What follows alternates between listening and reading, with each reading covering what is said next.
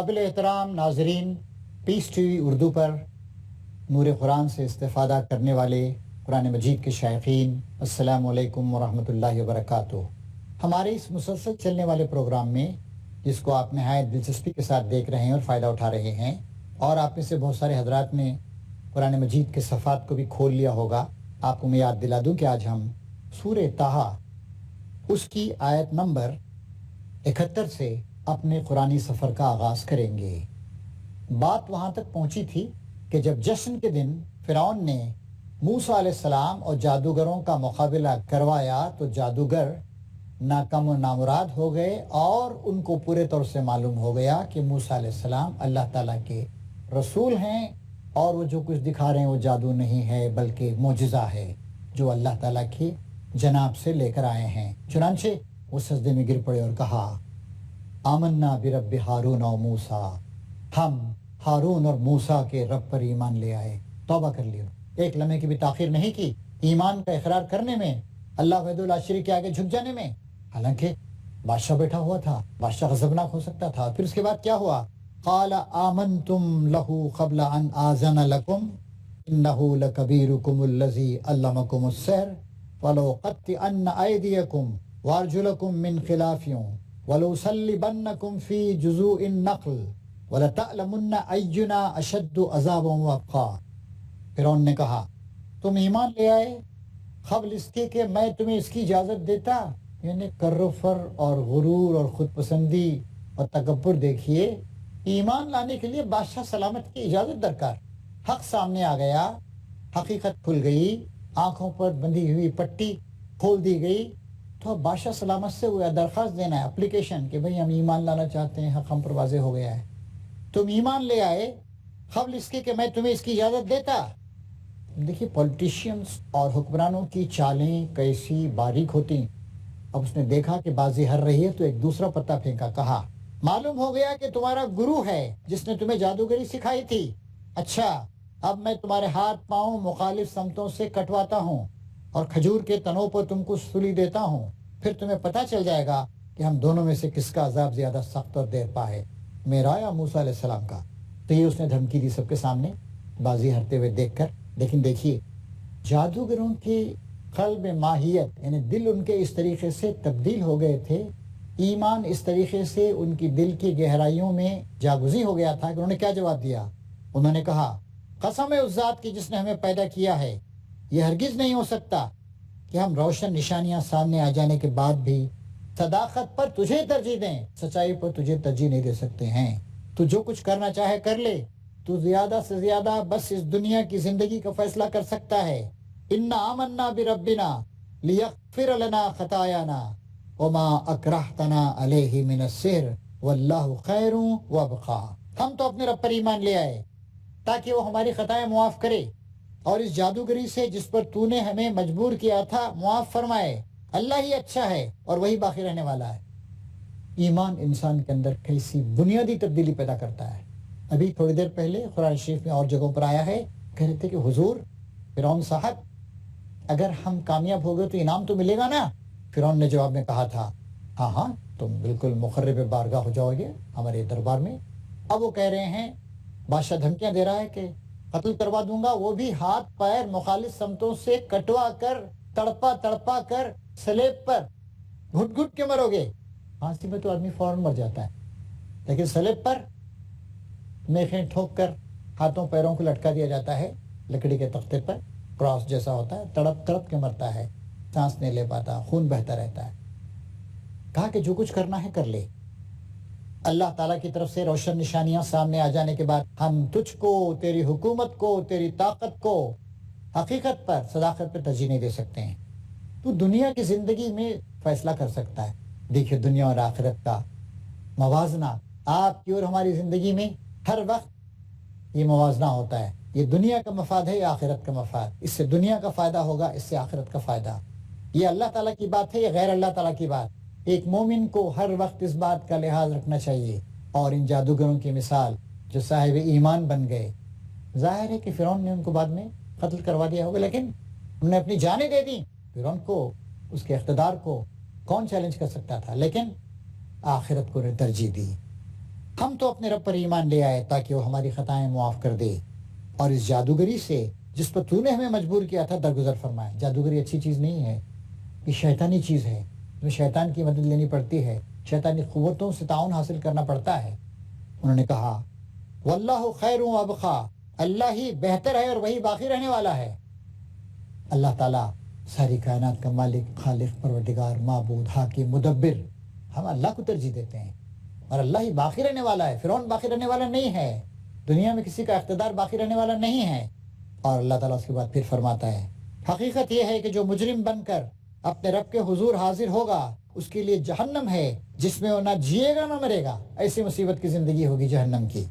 اور جو اس کے حضور مومن کی حیثیت سے حاضر ہوگا جس نے نیک عمل کیے ہوں گے، ایسے سب لوگوں کے لیے بلند درجے ہیں، سدا بہار باغ ہیں جن کے نیچے نہریں بہہ رہی ہوں گی، خالدین فیہا وذالک جزاء من تزکا، ان میں وہ ہمیشہ رہیں گے، یہ جزا ہے اس شخص کی جو پاکیزگی اختیار کرے۔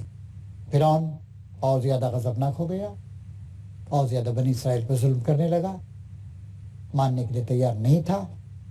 ہم نے موسیٰ پر وحی کی کہ اب راتوں رات میرے بندوں کو لے کر چل پڑ۔ اس کے کچھ عرصے کے بعد فوراً نہیں، تفصیلات قرآن مجید نے چھوڑ دی ہیں، اور ان کے لیے سمندر میں سے سوکھی سڑک بنا لے، تجھے کسی کے تعاقب کا ذرا خوف نہ ہو، وہ سمندر کے بیچ سے گزرتے ہوئے ڈر لگے۔ یہ بھی معجزہ تھا۔ موسیٰ علیہ السلام نے ایک خاص وقت مقرر کر دیا، تقریباً وہاں کی آبادی کا 10% تھے، اب ہم یہاں سے نکلنا ہے، فرعون نے اپنے مظالم میں اضافہ کر دیا ہے، ہم یہاں رہ نہیں سکتے ہیں۔ چنانچہ انہیں پار کر کے صحرائے سینا میں جانا تھا، جگہ جگہ فوجی چوکیاں تھیں، چنانچہ سمندر کا راستہ، سمندر پار کر کے جانا تھا۔ نہر سویز اس زمانے میں نہیں تھی، نہر سویز 150 2 سال پہلے بھی نہیں تھی، یہ 3200 سال پہلے کا واقعہ ہے۔ چنانچہ وہ راستہ مقرر کیا ان لوگوں نے، سب لوگ، سارے قبائل کے لوگ بنی اسرائیل کی ایک جگہ جمع ہو جائیں اور وہاں سے سمندر کو پار کریں۔ اور سامنے سمندر تھا، پیچھے سے وہ جو مثالی طریقے زندگی کا علمبردار تھا فرعون، اس نے دیکھا کہ ارے ہمارے غلام بھاگے جا رہے ہیں، مفت میں بیگار کی محنت مل رہی تھی، یہ ہمارے لیے اینٹیں تیار کرتے تھے، ہمارے کھیتوں میں پانی دیتے تھے، کھلیانوں میں کام کرتے تھے، اناج کو کاٹ کے لا کے جمع کرتے تھے، اور مفت میں جو یہ ہینڈ ٹو ماؤتھ ہم نے ان کو رکھا تھا، اس پہ محنت مزدوری سے یہ ہماری اعلیٰ تہذیب اور مثالی طریقہ حیات کو پروان چڑھا رہے تھے، یہ بھاگے جا رہے ہیں۔ لاؤ لشکر کے ساتھ وہ بھی چلا۔ ایک مرحلہ ایسا آیا کہ سامنے سمندر، پیچھے فرعون کی فوج، قوم کی بھی پوری تربیت نہیں ہوئی تھی، ہم تو پکڑے گئے موسیٰ، تو ہم پکڑے گئے۔ لیکن موسیٰ علیہ السلام سے اللہ نے کہا کہ مارو اپنا عصا، وہی معمولی سی لاٹھی، چنانچہ عصا کو سمندر پہ مارا تو پانی ہٹ گیا اور پانی تودوں کی طرح کھڑا ہو گیا، معجزہ۔ اور پھر اس کے بعد بنی اسرائیل، ان کے رتھ تھے، ان کی گاڑیاں تھیں، ان کے گائے بیل اور مویشی تھے، ان کے اونٹ تھے، ان کی عورتیں تھیں، ان کے بچے تھے، ان کا سر و سامان تھا، ان کے کھٹیے تھے، ان کی کرسیاں تھیں، جو کچھ جتنا آدمی لے کے جا سکتا ہے سب کے سب لے کے جا رہے۔ پیچھے سے فرعون اپنے لشکر لے کر پہنچا اور پھر سمندر ان پر چھا گیا جیسا کہ چھا جانے کا حق تھا۔ وَأَضَلَّ فِرْعَوْنُ قَوْمَهُ وَمَا هَدَىٰ، فرعون نے اپنے قوم کو گمراہ کیا تھا، اس کی صحیح رہنمائی نہیں کی تھی۔ موسیٰ علیہ السلام کتنے معجزات اللہ تعالیٰ نے ان کے ذریعے سے دکھائے، لیکن ہر معجزے کا انکار کرتا گیا، بلکہ جب بھی کوئی معجزہ آتا، مثلاً سرسریاں پھیل گئیں، مینڈک ہر جگہ آ گئے، پورے کا پورا پانی دریا نیل کا پانی تک خون میں تبدیل ہو گیا، آگ برسی، اولے برسے، وہ آگ کے اولے تھے، سب دیکھا لوگوں نے۔ جب بھی کوئی مصیبت آتی تو لوگ کہتے کہ اے موسیٰ، تجھ کو اپنے رب کے پاس جو مقام و مرتبہ حاصل ہے، دعا کر کہ اس مصیبت کو ہم پر سے ٹال دے، پھر ہم تجھ پر ایمان لائیں گے۔ لیکن ان کا مال و اسباب، ان کے وسائل حیات، ان کی شان و شوکت، ان کے دولت کے ڈھیر، ان کی کھیتیاں، ان کے کھلیان، ان کی بڑی بڑی عمارتیں، ان کے پیرامڈس، اہرام 300 فٹ اونچا، سب سے اونچا 450 فٹ اونچا، ان سب نے ان کو غرور میں مبتلا کر دیا تھا۔ فرعون، اللہ تعالیٰ فرماتا ہے کہ فرعون نے اپنی قوم کو گمراہی کیا تھا، کوئی صحیح رہنمائی نہیں کی تھی۔ ہونا یہ چاہیے تھا کہ فرعون ان صاف صاف معجزات کو دیکھ کر موسیٰ علیہ السلام نے جو باتیں بتائی تھیں ان کو غور و فکر کر کے سمجھ کر وہ تائب ہو جاتا، توبہ کر لیتا، اپنی خود مختاری سے، اپنے سر پھرے پن سے تائب ہو جاتا، موسیٰ علیہ السلام کی پیروی کرتا اور بنی اسرائیل کی قوم پر اس کی پوری قوم مل کر جو اجتماعی ظلم کر رہے تھے اس سے طائب ہو جاتا اور موسیٰ علیہ السلام کو اس بات کی اجازت دیتا کہ اپنی قوم کو لے کر وہ چلے جائیں تاکہ ان کی غلامی کا دور 300-400 سال پرانا غلامی کا دور ختم ہوتا. فرعون نے خود تباہ ہوا، برباد ہوا اور اس کے جتنے لیڈنگ لوگ تھے وہ سب کے سب تباہ و برباد ہوئے. اس لیے اللہ تعالیٰ نے فرمایا کہ وہ اضل فرعون قومہ وما ہدا. فرعون نے اپنی قوم کو گمراہی کیا، غلط رہنمائی کی اور کوئی صحیح رہنمائی نہیں کی تھی. حاضرین، اس طریقے سے اللہ تبارک و تعالیٰ نے کس طریقے سے ایک دبی ہوئی، کچلی ہوئی، پسی ہوئی، مصیبتوں کی ماری ہوئی قوم کو فرعون کی غلامی سے نجات دی، یہ ذکر ہمارے سامنے آتا ہے. محترم حاضرین، فرعون کی غرقابی کے ذکر کے بعد تھوڑی دیر کے لیے ہم ایک بریک لیں گے. بریک کے بعد بنی اسرائیل کی اگلے سفر حیات کے مراحل کے بارے میں گفتگو اور مطالعہ جاری رہے گا. قابل احترام ناظرین، بریک کے بعد آپ کا دوبارہ خیر مقدم ہے. آئیے ہم مطالعہ قرآن جاری رکھیں. تو اللہ تعالیٰ نے اپنے احسانات کا ذکر کیا. اے بنی اسرائیل، ہم نے تم کو تمہارے دشمن سے نجات دی، فرعون سے، اور طور کے دائیں جانب تمہاری حاضری کے لیے وقت مقرر کیا اور تم پر من و سلوہ اتارا. صحرا میں لوگ ہیں، کیا کریں گے؟ کوئی کھانے پینے کا انتظام تو ہے نہیں. من اور سلوہ، من رات کے وقت ایک طرح کی ہلکی سی ایک کچھ بوندا باندی ہوتی اور وہ کچھ دانے دانے سے جگہ جگہ چٹانوں وغیرہ پہ جمع ہو جاتے اور وہ میٹھا سا ہوتا من. سلوہ ایک طرح کے پرندے جو لاکھوں کی تعداد میں وہاں پر آتے اور ان کو پکڑ کے لوگ ان کو ذبح کر کے کھاتے صحرا میں. اور پھر صحرا میں اور قرآن مجید کے دیگر حصوں کو پڑھنے سے معلوم ہوتا ہے کہ بادل کا سایہ کر دیا، ورنہ دھوپ کی تپش میں قوم تباہ ہو جاتی صحرا سینا میں. اور پھر جب پانی مانگا موسیٰ علیہ السلام سے تو اللہ تعالیٰ نے موسیٰ علیہ السلام سے کہا کہ وہ فلاں چٹان پہ اپنا عصا مارو. عصا مارا، 12 قبیلے تھے، 12 چشمے 12 پوائنٹ سے نکل بہے.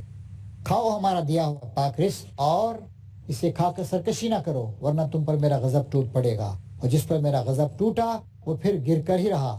البتہ جو توبہ کر لے اور ایمان لائے اور نیک عمل کرے، پھر سیدھا چلتا رہے، اس کے لیے میں بہت درگزر کرنے والا ہوں. اب اس کے بعد کچھ عرصے کے بعد اللہ تعالیٰ نے موسیٰ علیہ السلام کو حکم دیا کہ تم کوہ طور کی بلندی پہ آؤ اور یہاں پر ہم تمہیں شریعت دیں گے، احکام 10 10 کمانڈمنٹس دیں گے، 10 احکام. اس میں بھی دیکھیے غیر ضروری تفصیلات قرآن شریف اس میں جاتا نہیں ہے. اور کیا چیز تمہیں اپنے قوم سے پہلے لے آئی موسیٰ؟ اس مقدس مقام پر، طور کی بلندیوں پر موسیٰ علیہ السلام تشریف لے گئے ہیں. اللہ تعالیٰ پوچھتا ہے موسیٰ تم کچھ پہلے آ گئے، تمہاری قوم ذرا پیچھے رہ گئی. اس نے عرض کیا وہ بس میرے پیچھے آ ہی رہی ہے، میں جلدی کر کے تیرے حضور آ گیا ہوں اے میرے رب، تاکہ تم اس سے راضی و خوش ہو جائے. فرمایا اچھا تو سنو، ہم نے تمہارے پیچھے تمہاری قوم کو آزمائش میں ڈال دیا اور سامری نے گمراہ کر ڈالا. 300-400 سال کی غلامی کی زندگی کی وجہ سے بنی اسرائیل میں طرح طرح کی اعتقادی گمراہیاں آ گئی تھیں، بت پرستانہ ماحول تھا. چنانچہ قرآن مجید میں ایک اور جگہ آتا ہے کہ جب وہ باہر نکلے تو کہا کہ اے موسیٰ دیکھیے وہ فلاں قوموں کے معبود ہیں، ہمیں بھی اس طرح کے کچھ معبود بنا کے دے دے. موسیٰ سنا کہ کیسا نامعقول مطالبہ کرتے ہو، اللہ تعالیٰ نے ابھی تم کو فرعون کی غلامی سے نجات دی اور تم بت پرستی کرنا چاہتے ہو. یہاں یہ بات بتائی جا رہی ہے کہ کس طریقے سے بت پرستی ایک عجیب بات آج ہم دنیا میں دیکھتے ہیں، دنیا کے کئی ملکوں میں دیکھتے ہیں. جن شخصیات نے بت پرستی کے خلاف کام کیا ان کے بت بنا لیے گئے. ایک شخص نے کہا کہ سب کا مالک ایک ہے، اس کی عبادت کرو، اسی کا بت بنا کے اس کی پوجا شروع کر دی گئی. ہزاروں اس طرح کے واقعات. ایک بات یہ بھی یاد رکھیے، جو لوگ توحید کو اپناتے ہیں وہ اللہ وحدہ لا شریک کے علاوہ کسی کی عبادت نہیں کرتے، اور جو لوگ بت پرستی اور مورتی پوجا کا شکار ہوتے ہیں وقتاً فوقتاً مختلف معبود بناتے رہتے ہیں، کسی کو اپلفٹ کرتے ہیں، کسی کو ڈیگریڈ کرتے ہیں، نئے معبود آتے رہتے ہیں، بدل کے بھیس زمانے میں پھر سے آتے ہیں. اگرچہ پیر ہے آدم جمع ہے لات و منات. موسیٰ سخت غصے اور رنج کی حالت میں اپنی قوم کی طرف پلٹا. جا کر اس نے کہا اے میری قوم کے لوگوں، کیا تمہارے رب نے تم سے اچھے وعدے نہیں کیے تھے؟ کیا تمہیں دن لگ گئے ہیں، یا تم اپنے رب کا غضب ہی اپنے اوپر لانا چاہتے ہو کہ تم نے مجھ سے وعدہ خلافی کی؟ اب وہاں ہوا کیا تھا؟ سامری ایک چالاک قسم کا، نالائق قسم کا، شخص اس نے ایک کام کیا، اس نے مختلف لوگوں کے زیورات جو پاس سے سب کو اکٹھا کیا، کہا کہ بھئی یہ زیورات تمہارے اپنے اپنے پاس رہے، مشکل اللہ میں رکھتا ہوں. پھر اس کو پگھلا کر اس سے ایک سونے کا بچڑا بنایا گوسالہ، اور کہا کہ یہی تمہارا معبود حقیقی ہے جو تمہیں وہاں سے نکال کے لایا ہے. موسیٰ اسے بھول گیا تھا. ان لوگوں نے جواب دیا، ہم نے آپ سے وعدہ خلافی کچھ اپنے اختیار سے نہیں کی، معاملہ یہ ہوا کہ لوگوں کے زیورات کے بوجھ سے ہم لد گئے تھے اور ہم نے بس ان کو ایک جگہ ڈال دیا، پھینک دیا. پھر اس طرح سامری نے بھی کچھ ڈالا اور ان کے لیے ایک بچڑے کی مورت بنا کر نکال لایا جس میں سے بیل کی سی آواز نکلتی تھی. بیل پرستی، گائے کی پوجا وغیرہ، بعل ان کا ایک بت ہوا کرتا تھا، بہت زیادہ عام تھی ان ساری کی ساری قوموں میں. لوگ پکار اٹھے، کیا پکار اٹھے؟ ھذا الہکم و الہ موسیٰ فنسیا، یہی ہے تمہارا خدا اور موسیٰ کا خدا. موسیٰ اسے بھول گیا تھا. بت پرستی کے بد اعتقادی کے جراثیم ابھی تک ان کے دماغوں میں موجود تھے، نکلے نہیں تھے. کیا وہ دیکھتے نہ تھے کہ نہ وہ ان کی بات کا جواب دیتا ہے اور نہ ان کے نفع و نقصان کا کچھ اختیار رکھتا ہے؟ اس سے بات معلوم ہوتی ہے کہ بت پرستی کا آغاز کیسے ہوتا ہے. ایک بچڑا بنایا گیا سونے سے، اس میں کچھ آرٹیفیشلی آواز بھی پیدا کی گئی. وہ سب لوگ، بہت سے لوگ بہت بڑی تعداد میں اللہ کے احسان کو بھول کر، موسیٰ علیہ السلام کے پیغام کو بھول کر، توحید کے سبق کو بھول کر اس کے آگے وہ سردریز ہو گئے. ہارون موسیٰ کے آنے سے پہلے ان سے کہہ چکا تھا کہ لوگو تم اس کی وجہ سے فتنے میں پڑ گئے ہو، تمہارا رب تو رحمان ہے، بس تم میری پیروی کرو اور میری بات مانو. مگر انہوں نے اس سے کہہ دیا ہم تو اسی کی پرستش کرتے رہیں گے جب تک کہ موسیٰ واپس نہ آ جائے. موسیٰ قوم کو ڈانٹنے کے بعد ہارون کی طرف پلٹا اور بولا، ہارون تم نے جب دیکھا تھا کہ یہ گمراہ ہو رہے ہیں تو کس چیز نے تمہارا ہاتھ پکڑا تھا کہ میرے طریقے پر عمل نہ کرو؟ کیا تم میرے حکم کی خلاف ورزی کی؟ ہارون نے جواب دیا، اے میری ماں کے بیٹے، ماں جائے بیٹے، میری داڑھی نہ پکڑ، نہ میرے سر کے بال کھینچ. موسیٰ علیہ السلام بہت غصے میں آ گئے تھے، جلالی بزرگ تھے وہ. مجھے اس بات کا ڈر تھا کہ تو آ کر کہے گا کہ تم نے بنی اسرائیل میں پھوٹ ڈال دی اور میری بات کا پاس نہ کیا. موسیٰ علیہ السلام نے اس فتنہ پروری کے بنیاد سامری سے پوچھا کہ کیا معاملہ ہے، تیرا کیا ایکسپلینیشن ہے، کہ تو نے کیا کیا؟ تو اس نے جواب دیا، میں نے وہ چیز دیکھی جو ان لوگوں کو نظر نہ آئی، بس میں نے رسول کے نقش قدم سے ایک مٹھی اٹھا لی اور اس کو ڈال دیا. میرے نفس نے مجھے کچھ ایسا ہی سمجھایا. یعنی رشوت دینے کی کوشش کی کہ وہ آپ رسول خدا ہیں، اے موسیٰ آپ کے پیروں کے نیچے کی مقدس مٹی کو نکال کر میں نے اس میں ڈالا سونے میں اور یہ بت بن گیا. اور اس طرح اس نے، موسیٰ نے کہا اچھا تو جا، اب زندگی بھر تجھے یہی پکارتے رہنا ہے کہ مجھے نہ چھونا. تجھے اب انٹچیبل قرار دیا جا رہا ہے، تجھے سارے کے سماج سے بائیکاٹ کر کے الگ کیا جا رہا ہے، اور تیرے لیے باس پرس کا ایک وقت مقرر ہے جو تجھ سے ہرگز نہ ٹلے گا. اور دیکھ اپنے اس خدا کو جس پر تو ریجھا ہوا تھا، اب ہم اسے جلا ڈالیں گے اور ریزہ ریزہ کر کے دریا میں بہا دیں گے. اس کے بعد موسیٰ علیہ السلام نے کہا انما الہکم اللہ الذی لا الہ الا ھو وسع کل شیء علما. لوگو تمہارا خدا تو بس ایک ہی اللہ ہے جس کے سوا کوئی اور خدا نہیں ہے، ہر چیز پر اس کا علم حاوی ہے.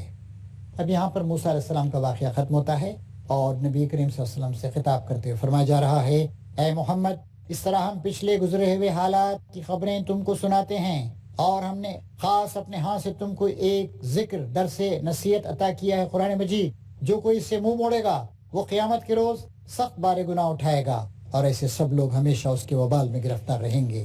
اور قیامت کے دن ان کے لیے قیامت کا ذکر ہو رہا ہے. اس جرم کی ذمہ داری کا بوجھ بڑا تکلیف دہ بوجھ ہوگا اس دن جب کہ سور پھونکا جائے گا اور ہم مجرموں کو اس حال میں گھیر لائیں گے کہ ان کی آنکھیں دہشت کے مارے پتھرائی ہوئی ہوں گی. آپس میں چپکے چپکے کہیں گے دنیا میں مشکلی سے تم نے کوئی 10 دن گزارے ہوں گے، اب آخرت کی جو لمبی چوڑی زندگی ہے وہ واضح ہو چکی ہوگی. ارے اس دنیا کے پھیر میں ہم پھنس گئے تھے، بت پرستی کر رہے تھے، شرک اور نفاق کا شکار ہو گئے تھے، گناہوں میں پھنس گئے تھے. کتنے دن، 10 دن کے لیے سب کچھ ہم نے کیا.